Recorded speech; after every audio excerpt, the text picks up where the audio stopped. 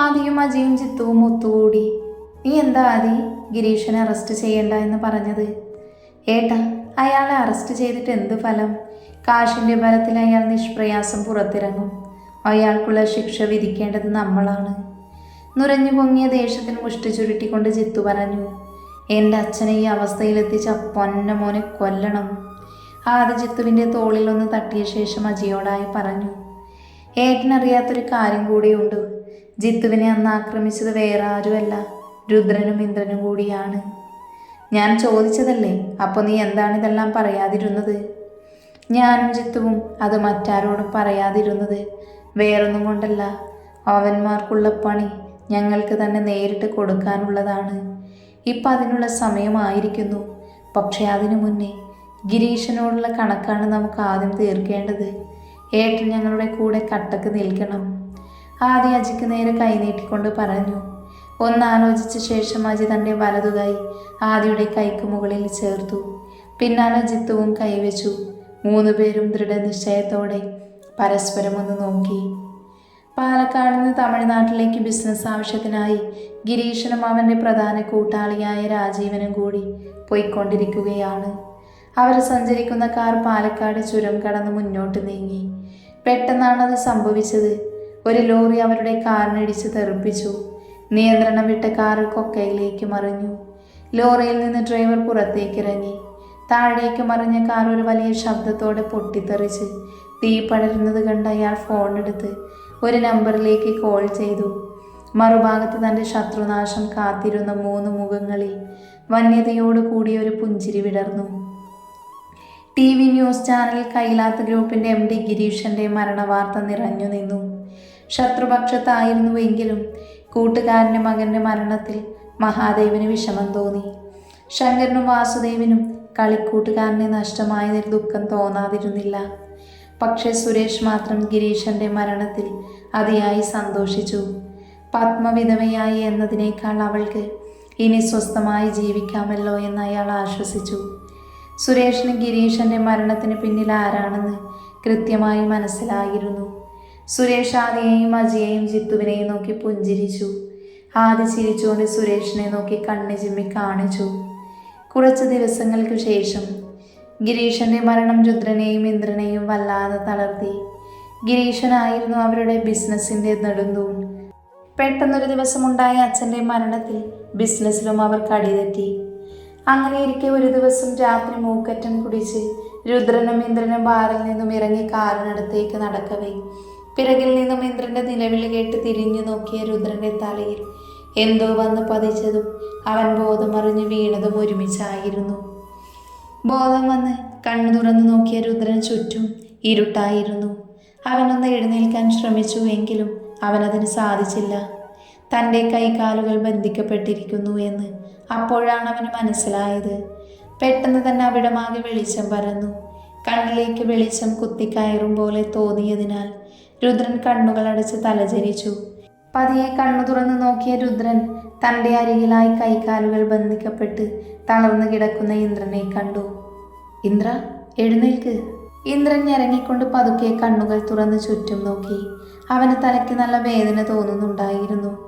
പെട്ടെന്ന് എന്തോ ഓർത്തെന്ന പോലെ അവൻ ഞെട്ടലോടെ തൻ്റെ ബന്ധിക്കപ്പെട്ട കൈകളിലേക്ക് നോക്കി. ഭയത്തോടെ ചുറ്റും നോക്കിയപ്പോൾ അവൻ അരികിലായി കെട്ടിയിട്ട നിലയിൽ രുദ്രനെ കണ്ടു. ഏട്ടാ, നമ്മളിതെവിടെയാ? ആരാണ് നമ്മളിങ്ങനെ കെട്ടിയിട്ടിരിക്കുന്നേ? ഏത് പൊന്ന മക്കളാണ് അത് ചെയ്തത്? ആരാണെങ്കിലും ഒളിച്ചിരിക്കാതെ മുന്നോട്ട് വാടാ, രുദ്രൻ അലറി. പെട്ടെന്ന് അവിടെ ഉണ്ടായിരുന്ന ബൾബിൻ്റെ വെളിച്ചമണഞ്ഞു. ചുറ്റും ഇരുട്ട് മൂടി. ആരൊക്കെയോ അവിടേക്ക് നടന്നെടുക്കുന്നത് അവർക്ക് മനസ്സിലായി. രുദ്രൻ്റെ ചങ്ക് ക്രമാതീതമായി മിടിച്ചു. ഒരു നിമിഷത്തിനു ശേഷം അവിടമാകെ വീണ്ടും പ്രകാശം നിറഞ്ഞു. മുന്നിൽ നിൽക്കുന്നവരെ കണ്ട് രുദ്രനൊന്ന് ഞെട്ടിയെങ്കിലും അത് പുറത്ത് കാണിക്കാതെ ചുണ്ടിലൊരു പുച്ഛച്ചിരി വരുത്തിക്കൊണ്ട് അവൻ പറഞ്ഞു. ഞാൻ ഊഹിച്ചു നീയൊക്കെ ആയിരിക്കും ഇതിൻ്റെ പിന്നിലെന്ന്. അഴിച്ചുവിടട പുന്നാര മക്കളെ. അജിയും ആദിയും ജിത്തുവും പരസ്പരം നോക്കി. ആദി രുദ്രൻ്റെ അടുത്ത് ചെന്ന് അവൻ്റെ മുഖത്തോട് മുഖം അടുപ്പിച്ചുകൊണ്ട് പറഞ്ഞു. അടികൊണ്ട് വീണിട്ടും എന്താ ഒരു ശൗര്യം. രുദ്രൻ അത് കേട്ട് അവനെ നോക്കി ചുണ്ടുകൊട്ടി. പൊടുന്നനെ ആദിയുടെ മുഖം വലിഞ്ഞു മുറുകി. നീ എന്താ കരുതിയത്? ഞങ്ങളുടെ കുടുംബത്തിൽ കയറി കളിച്ച ഞങ്ങൾ കയ്യും കെട്ടി നോക്കി നിൽക്കുമെന്നോ? അന്ന് നീ ജിത്തുവിനെ തൊട്ടപ്പം മുതൽ ഞങ്ങൾ നിന്റെ പിന്നാലെ തന്നെയുണ്ട്, ഒരവസരത്തിനായി കാത്തിരിക്കുകയായിരുന്നു. ഇത് കേട്ട ഉടൻ രുദ്രൻ പുച്ഛിച്ച് ചിരിച്ചു. ഡാ, നിനക്കൊക്കെ പ്രതികാരം ചെയ്യണമെങ്കിൽ രാത്രി ആരും കാണാതെ ഇരുട്ടടി അടിക്കണം. എനിക്കതിൻ്റെ ആവശ്യമില്ല. ആണുങ്ങളായാൽ നേർക്കുനേർ മുട്ടണം. അതാണ് ഈ രുദ്രൻ്റെ പോളിസി. നിനക്കൊക്കെ ധൈര്യമുണ്ടെങ്കിൽ എന്നൊന്ന് അഴിച്ചു വിടടാ, അപ്പോൾ അറിയാം ഈ രുദ്രൻ ആരാണെന്ന്. ആദ്യ ജിത്തുവിനെ നോക്കി അഴിച്ചുവിടാൻ ആംഗ്യം കാണിച്ചു. ഉടനെ ജിത്തു വന്ന് രണ്ടുപേരുടെയും കെട്ടുകൾ അഴിച്ചു മാറ്റി. രുദ്രനും ഇന്ദ്രനും കൈകുടഞ്ഞുകൊണ്ട് കസേരയിൽ നിന്നും എഴുന്നേറ്റു.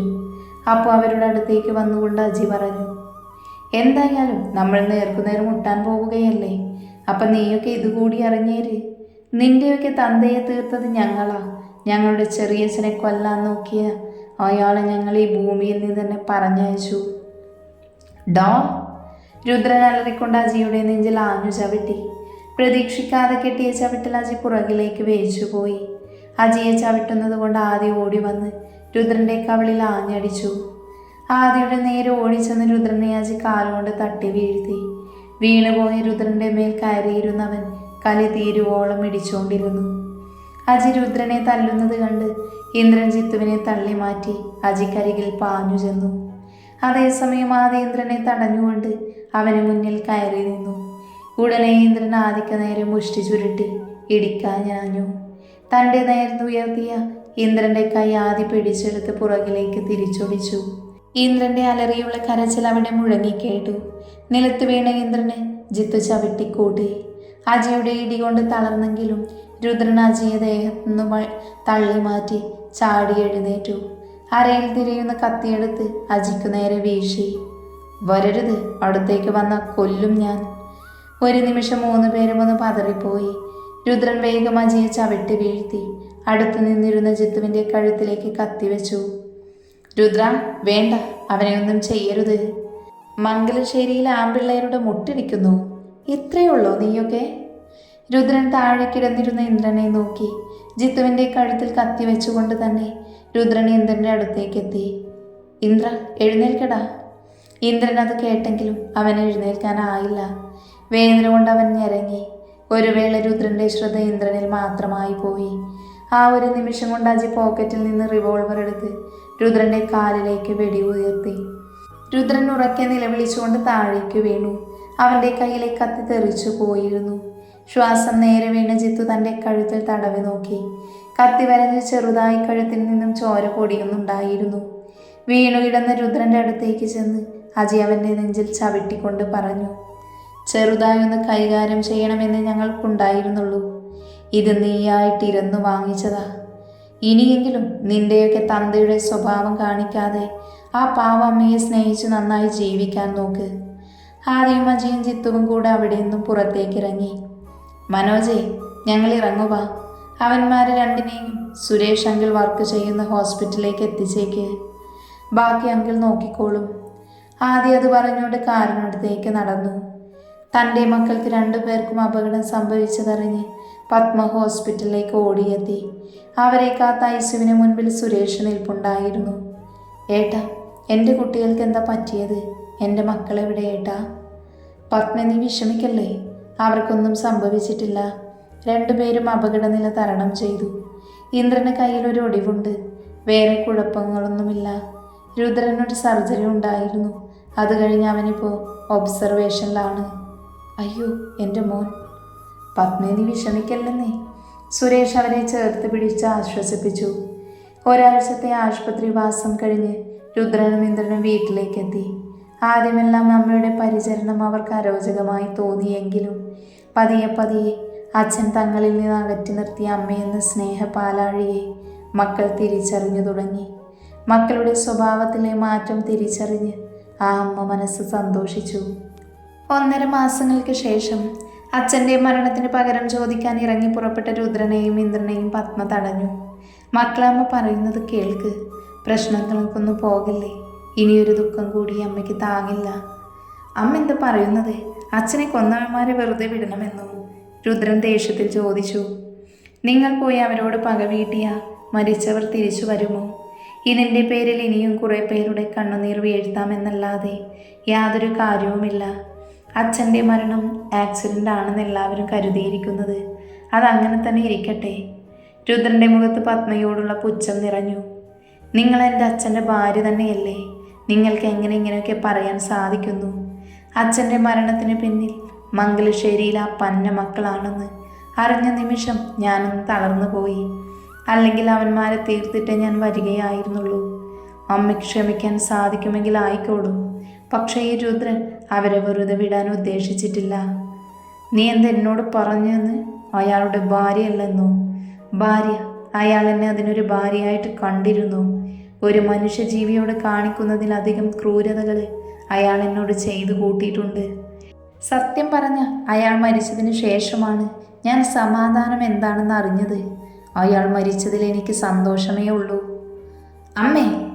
രുദ്രൻ അലറി. നീ വെറുതെ അലറണ്ട രുദ്ര.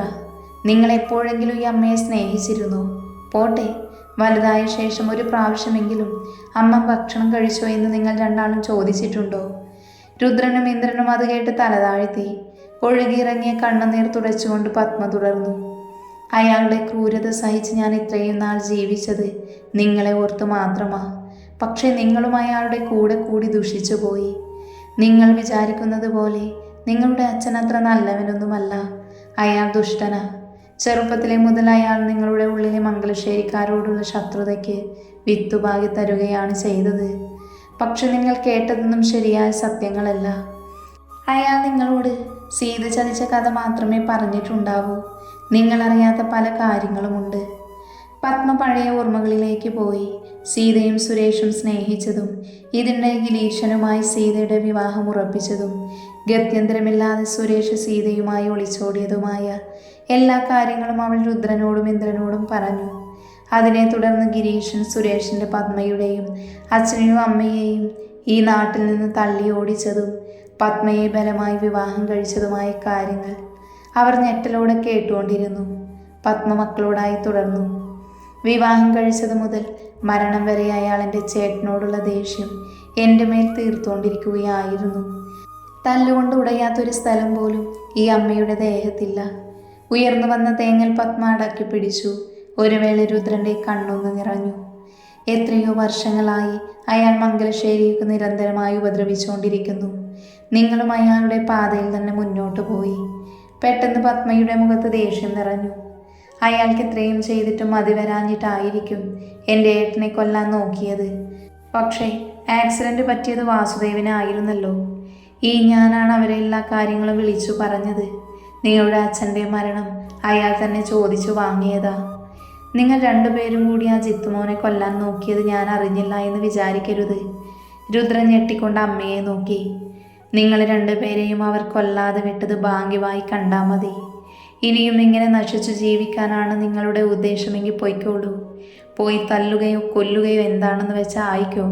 പക്ഷെ തിരിച്ചു വരുമ്പോൾ ഈ അമ്മ ഇവിടെ ഉണ്ടാവില്ല. ഒരു നിമിഷം അങ്ങനെ തന്നെ നിന്ന ശേഷം രുദ്രൻ കയ്യിലുണ്ടായിരുന്ന കത്തി താഴേക്ക് ഇട്ടുകൊണ്ട് അകത്തേക്ക് നടന്നു. മാസങ്ങൾക്ക് ശേഷം മൈഥിലി പ്രസവിച്ചു. അപ്പുവിൻ്റെ ആഗ്രഹം പോലെ തന്നെ ആൺകുട്ടിയായിരുന്നു. അപ്പു എപ്പോഴും വാവയുടെ അമ്മയോടും അടുത്ത് ചുറ്റിപ്പറ്റി നടപ്പാണ്. വാസുദേവന് എഴുന്നേറ്റ് നടക്കാൻ കഴിയില്ലെങ്കിലും ഇപ്പോൾ വീൽ ചെയറിൻ്റെ സഹായത്തോടെ വീടിൻ്റെ വരാന്ത വരെ അയാളെത്തും. നന്ദുവിനും ദയയ്ക്കും ഇത് 7-ാം മാസം. 2 പേർക്കും നല്ല വയറൊക്കെ വെച്ചു. നന്ദു ആണെങ്കിൽ അത് വേണം ഇത് വേണം എന്നൊക്കെ പറഞ്ഞ് പാതിരാത്രി പോലും ആദ്യമായിട്ട് വട്ടം കറക്കും. പാവം ആദി ഉറക്കമിഴിച്ചു പോയി തപ്പിത്തണിൽ വാങ്ങിച്ചുകൊണ്ട് വരുമ്പോൾ അവളത് ഇഷ്ടപ്പെട്ടില്ല എന്ന് പറഞ്ഞ് അവനെ കൊണ്ട് തന്നെ തീറ്റിക്കും. പാവം ചെക്കൻ്റെ ഈ കഷ്ടപ്പാട് നോക്കണേ. പിന്നെ ഇതിൻ്റെ എല്ലാം ഉത്തരവാദി താൻ തന്നെയാണല്ലോ എന്നോർത്ത് അവനങ്ങ് സമാധാനിക്കും. കുഞ്ഞിൻ്റെ പേരിടലും നന്ദുവിൻ്റെയും ദയയുടെയും 7-ാം മാസത്തടങ്ങും ഒരുമിച്ച് നടത്താൻ തീരുമാനിച്ചു. അങ്ങനെ ആ ദിവസം വന്നെത്തി. അജി കുഞ്ഞിൻ്റെ ചെവിയിൽ 3 പ്രാവശ്യം പേര് വിളിച്ചു. അഭിമന്യു. ആ പേരിട്ടത് ഇഷ്ടപ്പെടാത്തതുപോലെ കുഞ്ഞ് ചിണങ്ങാൻ തുടങ്ങി. അതിനുശേഷം നന്ദുവിനെയും ദയയും പട്ടുസാരിയെല്ലാം ഉടുപ്പിച്ച് സുന്ദരി മണികളാക്കി. പിന്നെ മഞ്ഞൾ തേപ്പിക്കലും മധുര പലഹാരങ്ങൾ കൊടുക്കലും ആകെ ഒരു ബഹളമായിരുന്നു. ദയയുടെ വീട്ടുകാർ അവളെ പ്രസവത്തിന് കൂട്ടിക്കൊണ്ടു പോകാനുള്ള പ്ലാനിങ്ങിലാണ് വന്നതെങ്കിലും തറവാട്ടിലുള്ളവർ പ്രസവം ഇവിടെ നിന്ന് മതിയെന്ന് പറഞ്ഞതിനാൽ അവർ സമ്മതിച്ചു. ദയയെ കൊണ്ടുപോകുമല്ലോ എന്നോർത്ത് വിഷമിച്ചിരുന്ന ജിത്തുവിൻ്റെ മനസ്സിൽ അത് കേട്ട് ലഡുപൊട്ടി. ചടങ്ങുകളെല്ലാം ഒതുങ്ങിയപ്പോൾ ഉമ്മറത്ത് കുശലം പറഞ്ഞുകൊണ്ടിരിക്കുന്ന മംഗലശ്ശേരിക്കാരെ ആശങ്കയിൽ ആഴ്ത്തിക്കൊണ്ട് അവർ പടി കടന്നു വന്നു.